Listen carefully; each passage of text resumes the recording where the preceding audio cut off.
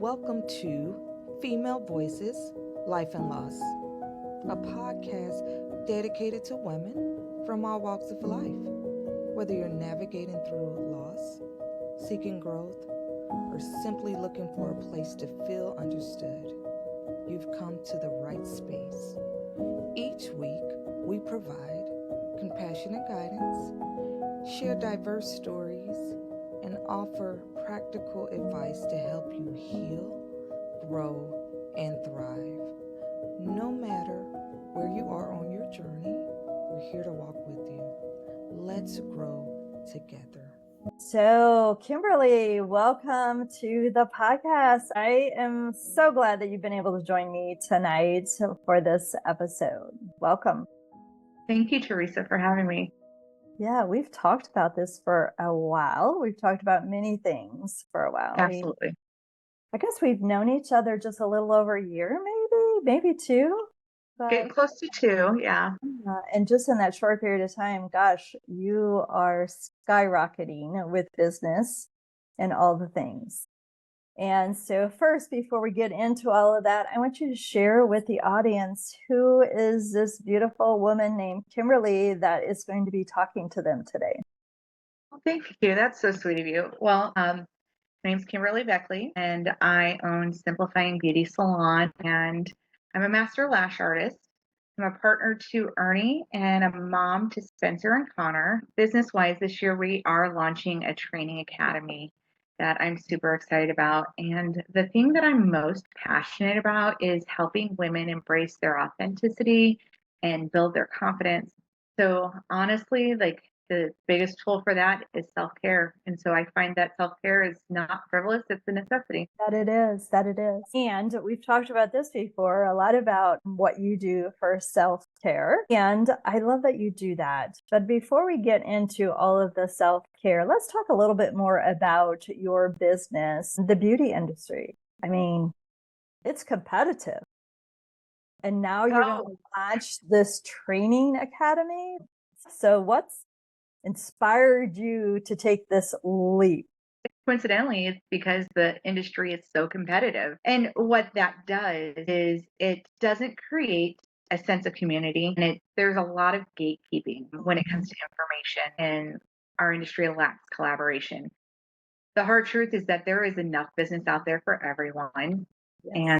And Training Academy, what is going to set my Training Academy apart from maybe someone who is training the same skills as I is that I will also include business building. I will teach beauty licensed professionals how to set up for business, like what it looks like to be an LLC, how to set your pricing. So this is all information that is not shared when you go to like a beauty school. It's not really taught in beauty school. And then as far as getting out, it's not common knowledge. So I've always joked around that I'm not your typical beauty professional, not because I want to be different, but because I am different. I tend to get nerdy. And this is the kind of stuff that I get excited about, because when we can clearly see the blueprint of how to operate as a business professional instead of hustling and grinding, then we can have a little more clarity, we can create boundaries, and we can build sustainable businesses.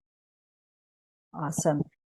Now, when we're recording this, and probably when this will be coming out, is Women's Month. So I love that we're talking about all of this. And I think I read that, one of the things that I wanted to talk about was kind of like breaking those barriers, of women-owned businesses and women that become successful. I think that is a big barrier that we as women continue to break through.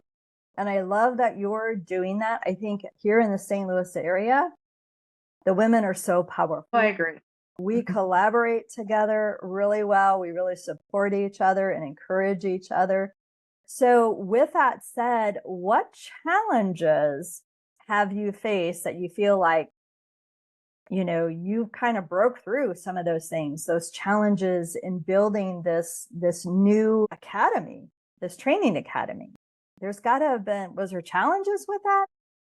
Well, there's sets of challenges, right? So there's the business side of things, and then there are the personal side of things. So within the business side of things, this is still launching. So challenges have been mindset, which I think everyone deals with, circling back to the idea that I I didn't feel like I was your typical beauty professional. I'm not mocking my industry, but have you ever watched the Barbie movie? A couple of years ago, and she walks through the intro. You're like, "Hi, Barbie. Hi, Barbie." A lot of times there's this element of like I work specifically in the lash artistry niche of the beauty industry. So it's like, "Hey, lash bestie. Hi, hi, lash boss," which isn't who I am in the sense of, I mean, sure, I'm thrilled to be in the industry, but that level of enthusiasm isn't at my core. Um, so the biggest challenge I had with mindset was I didn't look like everybody else. I didn't act like everybody else. So showing up in my business was difficult because it didn't match what everybody else was doing. And then a couple years ago, when I opened the salon, I realized I had to show up as who I am. Even if it is nerdy, even if it is not glam. When I say glam, we talk about, the blonde, long hair. I jokingly say that I could be like the grandma of the industry because I've been in the industry for 20 years and most everybody else that I've made friends with in the industry is a good 10, 15, almost 20 years younger than me. Once I made that decision to show up as who I am, that's when the things were really starting to come together. Instead of trying to maybe mimic what I saw other people doing and what made them successful, I just realized, okay, that is them and I need to be me. I love that. I love that. More women need to do that and hear that for sure. Just be who you are. So with you kind of alluded to this a little bit, I think, in what you just said. So being a business owner, being a mother, wearing many, many hats, and you talked about some self-care. Talk to us about that. How does self-care play into all of that? How do you care for? Well, I approach self-care a little bit differently than how some people approach it, because what I recognized early on is that the most important relationship you're ever going to have is going to be with yourself. So my self-care isn't necessarily bubble baths and spa days. While those are really nice, it's about making sure that I take the time to make myself feel whole again and not neglect what fills my cup.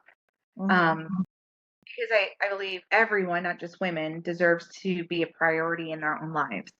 So I have to give Ernie a lot of credit for this. He is a partner who he does not at all feel that, well, if you're going to do that, then I deserve to do that. He can recognize this is what I need. So support is always nice. I will say that. But my approach to self-care is while I am outgoing and social, I get my energy in alone time. So I'm a bit of an introvert, and I think you're asking about my annual sabbatical. Yes, I'm jealous. So what I do is once a year I take a week out of January, and it's a week off from obligation, and I stay in a hotel, and I do talk to Ernie every day because he's my partner, my best friend, but I am not a mom that week. I sometimes I'll still take clients, and that's fine, but it is the week that I rest. It is the week that I catch up on maybe my hobbies or books. It's if I need to sleep, I sleep. And I'll admit the first time I did it, there was some guilt, and I was a little worried that the house was going to fall apart. What are the kids are going to eat? And then I realized like that doesn't matter. That really doesn't matter, because when I came back from a week off from obligations, came back to work, and I came back to home and in my relationship with Ernie, clear-headed, recharged, honestly excited about life again. I had this motivation. So I look at it as like just recharging your phone battery. And I definitely A week might be a lot for people, but if you can just start with a weekend or an overnight or even just a few hours, like just to exist in who you are instead of being what everybody else needs. On that. The problem that I have when I take time off for myself is I feel like when I come back, like everything's piled up. So when you come back to work, does it feel piled up? And you said the house didn't fall down. So I guess Ernie takes care of that. So there's not all the things waiting for you to do when you get back. Because to me, just speaking from experience for me, like when I'm gone, it just seems like when I come back, it's like sometimes it's like, oh, maybe I shouldn't have went. And I'm sure other women feel like that too. So how do you get past that feeling? There's two things that are coming up when you ask that. So the first thing is the idea that we need to stop trying to live in perfection. So, in specifically speaking about the house, when I come back, like anyone who really knows me knows that I love my P-Touch Brother label maker and everything is labeled in my house. So, if things aren't back where they're labeled, like I have to recognize that it's okay. I mean, like it's the house didn't burn down. Okay. So again, we have to give up trying to live in perfection. I think the other thing that's coming up as we're talking is it took me a while, but I think the reason why things pile up for people is that we have a tendency collectively to say yes to everything. And we have to get into the practice of saying no so that you could eventually just start saying yes to yourself. Um, like I know that I used to be a yes person all the time. I would volunteer for everything. I thought I would wear busy as like this badge of honor. If I was the last one to go to bed, I stayed up the latest, someone asked me like, how are you doing? I would always respond with, well, I've been busy, and then when I started examining that, I realized that being busy like that made me feel burnt out and resentful and completely exhausted. So I had to learn that every time I said yes to something, that I was actually saying no to myself. That didn't serve me at all. Like it didn't give me that space to take time and relax and recharge. And then because I was burnt out and resentful and exhausted, I was not showing up wholeheartedly in my best version.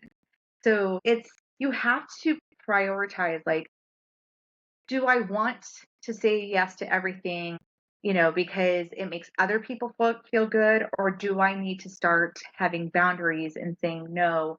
That way I have time for myself and then I'm showing up as my best version and then I'm able to give more to people. So the piling up, I really do think it's because we're just saying yes to too many things. Yeah, I agree. And I think I've heard, I think when I was younger, like I said yes to everything. As I've gotten older, it's like, I just can't do Yeah, all this. And I think sometimes, and I will admit, probably when I was younger, like when we're busy, we don't even have time to think ourselves and we don't agree. have time to even realize who we are because we're so busy we don't even know who we are, and sometimes that's an avoidance. We don't really want to know who we are, so we avoid that and we keep ourselves super super busy so there's no time to think. But I've also heard more recently that my no allows for someone else's yes. And there may be someone else that wants that opportunity to say yes for whatever it is. And so that it's okay for me to say no, because then someone else can say yes to that. I I was like that. volunteered for everything. And then I realized, you know what? It is probably good that somebody else get an experience at doing. I shouldn't be the only one volunteering for whatever it was at the time.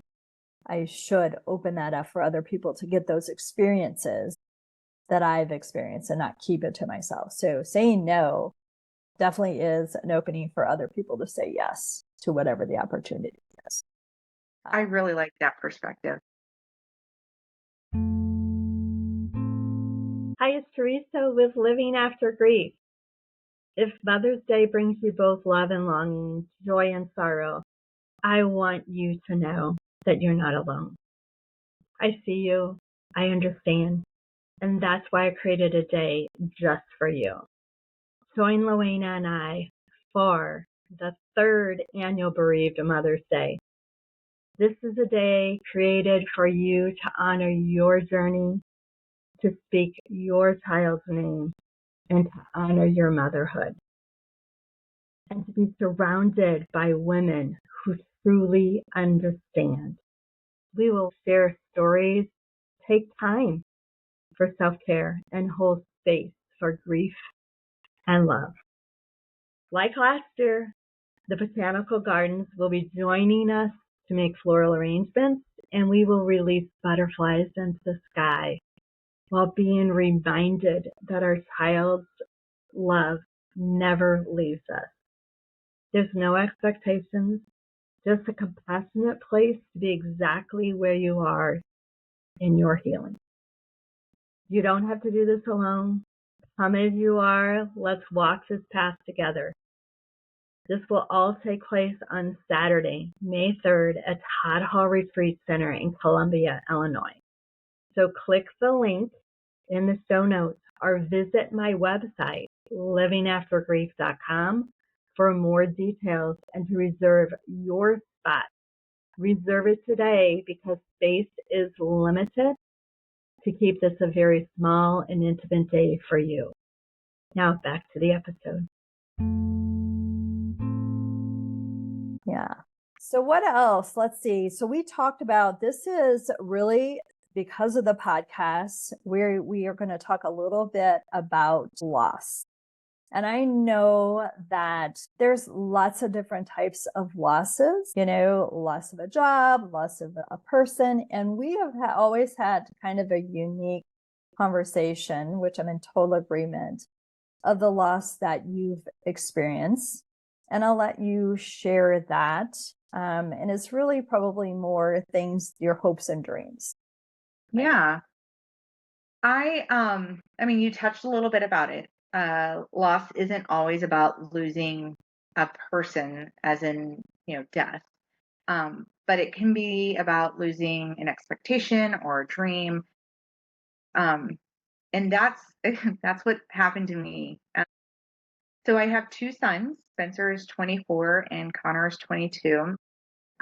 Spencer's profoundly autistic and nonverbal, and his interests are that of a 3-year-old. And Connor is also on the autism spectrum, but his biggest challenge was that he was diagnosed a couple of years ago with a rapid debilitating form of MS. So he's lost his ability really to walk, feed himself, and even speak. And so the truth is that my kids likely won't experience traditional milestones like getting married or living on their own. And if I can be inappropriately humorous, one of the ways that I cope with it is using this morbid humor of, well, at least Spencer doesn't talk back and Connor will never run away. But it's just something to lighten the idea, because you and I have also just briefly talked about my childhood growing up was a little unstable. And so I spent my time growing up dreaming and wishing of this opportunity for stability and normalcy, and craved the idea of like how it was going to be when I got married and had kids. It didn't pan out that way. And, it's not the most devastating thing, but there is this element of learning how to grieve while still embracing the life we have. So, I have friends that have kids the same age, and I can get very excited for their achievement and, be happy for them. But it sometimes just is also a reminder, reflection of how I would love that for my children. So, it's an interesting dynamic, just the idea that you have two individuals you love and we are creating memories together and we have a good time and everyone's happy. And then you think about what it should have been. Yeah.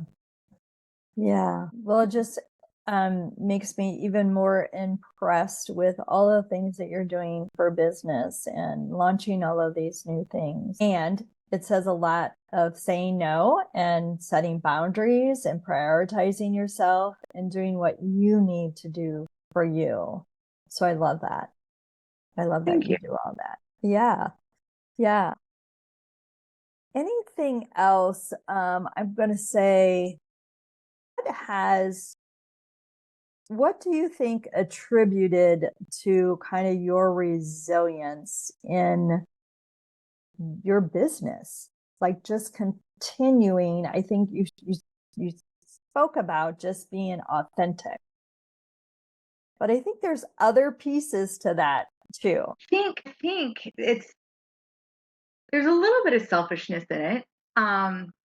The the drive is really wanting to create a legacy and to be impactful. I know for me, motherhood was how I thought I was going to do it. I thought I was going to create these humans that were going to, take on the world and be the next generation. And they're great people. I love them dearly. Again, they're limited. And so I knew I wanted to have a legacy, and not necessarily my name be the legacy, but have enough impact that when I left this world, that it was just going to be just a little bit better. And so I knew that within my business, that was going to be the avenue, was going to be, if nothing else, let me help the next generation of beauty professionals. So that's what the drive was.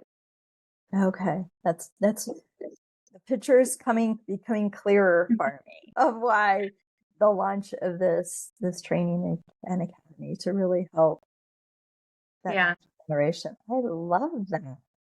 Oh, thank you.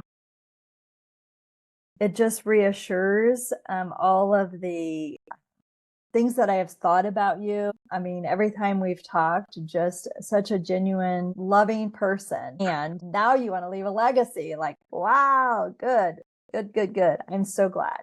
So let's talk more about self-care. So with you, you're in the lash industry. Do you feel that is self-care?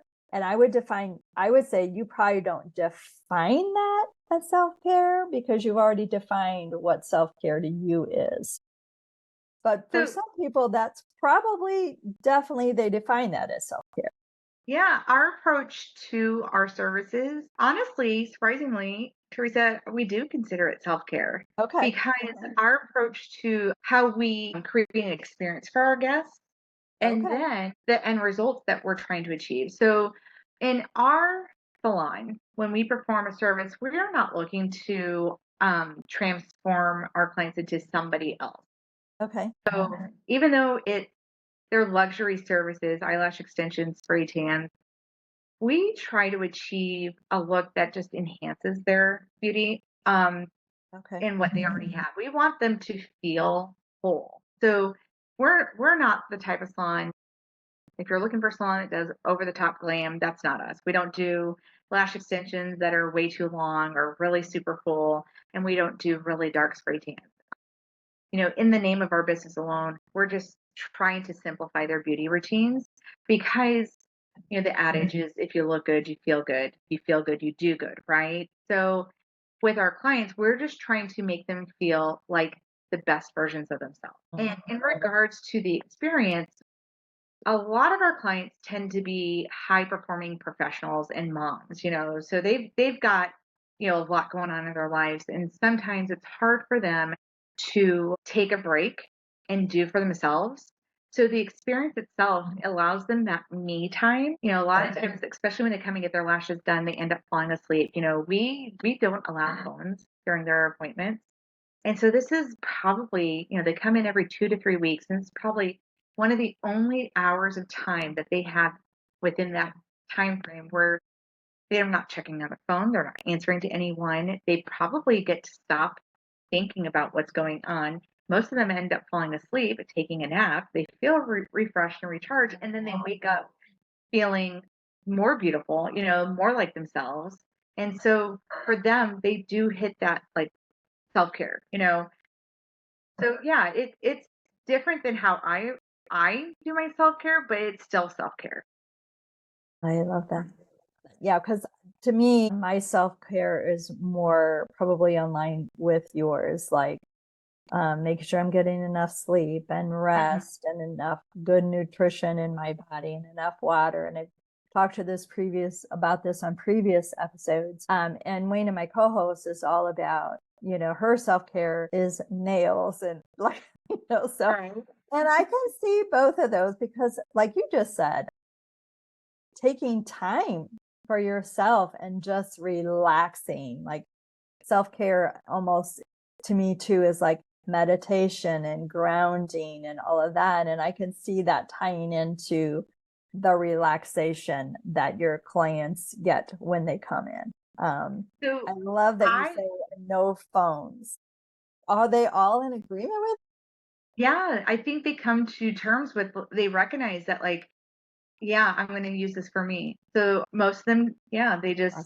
they end up embracing the experience, and we make it as comfortable as possible. I mean, we've got 4 inches of memory foam on this bed. We've got heated blankets. We've got it all. I'm trying to make it as relaxing as possible. But I do want to address when the idea of what self-care looks like to other people. Because I look at it as it's not necessarily relaxation, but a recharge. So I know a lot of times people don't know what to do for themselves. And one of the best ways to identify what is going to be your best mode of self care is to look at what gives you the actual most energy or the most like motivation, most fulfillment. Because for some people that might be going on a walk or a run or even just like dancing, putting in your headphones, listening to music and dancing. So it's not just about resting, um, although we could call it rest, but it's about just like being and not doing like anything specific, no agenda, just being who you are. Yeah, sometimes the most you can do is nothing, but Yeah. I am definitely an outdoors person. So self-care to me always encompasses a lot of times something in the outdoors. I love the outdoors. It's where I feel at most peace. It's where I feel most grounded and rested and just getting outside. invigorated after. Yeah, I love that you explain it like that. It's about getting recharged, whatever it is. And like when I have talked about that many times, it is different for everybody. Self-care is different for everyone. And we have discovered, the two of us, we are definitely different on our self-care. And everyone is. So yeah. So sometimes I'm sure people come in and they're feeling exhausted and maybe, from the day or family or whatever, and you put them into a relaxation. What is other things that you can do? So like, what is one mindset kind of shift or practical step that you take every day with your clients or even to prioritize your own well-being? What are things that you do? Some mindfulness things that you do? Well, it definitely starts with me before I can give it to my clients. And I do get up and start my mornings alone before, the chaos erupts in the house as one might in a house full of boys. But it's just taking time and reflecting on how far I've come and then kind of anticipating and kind of mentally preparing myself for the day. So then that way, as things out of my control come up, I'm okay with that. But it's just a matter of getting up 5:30, cup of coffee, and just sitting there with no agenda, but it just clearing the mind and reflecting and being grateful for what I've achieved. That's Um, awesome. yeah, instead of just waking up with the mindset of like another day, here we go. Yeah. I think it's important to, I always use a gratitude practice morning, nights, and of course, prayer, is something that I do, kind of some mindfulness and some practices that I instilled in my life. What other things, or is there any other things that you can share with the listeners as we kind of wind things down that you feel that would be beneficial for them? Insight on self-care, mindfulness, barriers in business as a woman, any of those kind of things. Yeah, I think that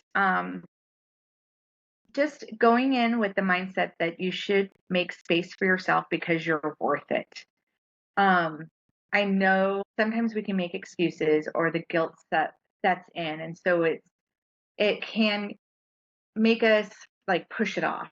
But if you're struggling with that, if you're struggling with the idea of like you don't deserve it, I want you to start talking to yourself as if you're talking to your best friend. If your best friend came to you and said, I'm overwhelmed, I don't know what my next step is, or I feel like I've lost myself. Think about everything you would say to your best friend and then internalize that and say it to yourself. That way you are in the right mindset to take the next step.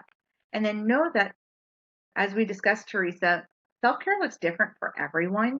And so identify what it is that you would want to feel and identify what makes you feel that way and start small, even if it's just an hour a week, and then grow from there. Yeah. I think it's so important. I reiterate that just start with something. It doesn't have to have, I think I always share with people like it's the beginning of the year and everybody has, okay, I want to lose weight and I want to do this. The biggest thing is always their health and losing weight and eating right. And we get rid of everything in our refrigerator and, we're going to the gym and we're doing an hour workout. And that's why, everybody quits like within a week or two because they're trying to do everything all at the same time, where it is much more manageable and will last much longer if you can just do a little bit. And like you suggested, just taking those small steps. Yeah, progress, not perfect. Yeah, for sure.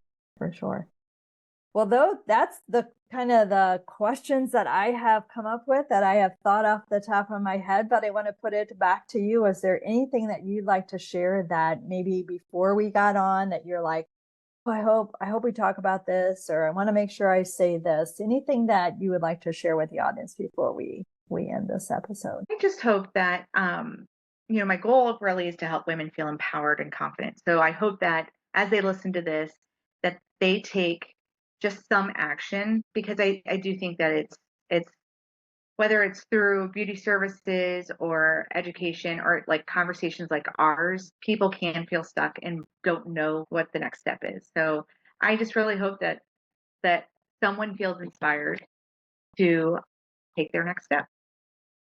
You've inspired me. Thanks, Teresa.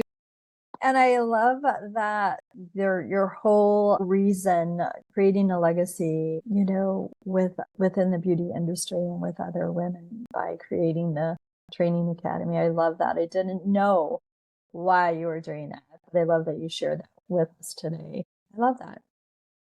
I think women as a whole really do want to encourage and impact others in all good ways. Yeah. Well, thank you. So thank you again for joining me today. I appreciate you taking the time and joining me with that busy schedule. It's always a pleasure speaking with you. I'm glad you prioritized this time for me. Yeah, I enjoy it. I enjoy you. Thank you. Thank you for joining us on this episode of Female Voices Life and Loss. We hope today's conversation brought you comfort, insight, and a sense of community. Remember, you're not alone in this journey. Be sure to subscribe so you don't miss any future episodes. And if you found this episode helpful, please share it with others who might need it. Stay connected, stay resilient, and until next time, keep growing and healing.